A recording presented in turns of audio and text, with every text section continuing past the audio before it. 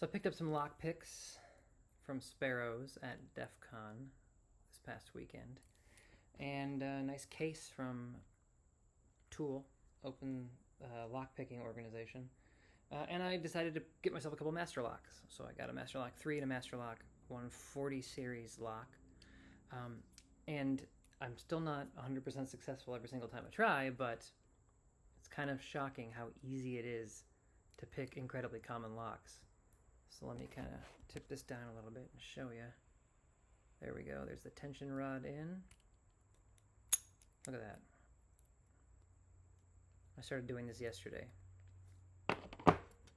It's a little harder. This was using a rake. So as I understand it, rakes are primarily about just trying to get the pins open. A hook, which is this guy, a bit more manual work required, but even on this Masterlock 140 series, we'll see if I can get it without much effort here. I'm still kind of hit or miss when it comes to doing this right. There we go. Look at that. 2 days of practice.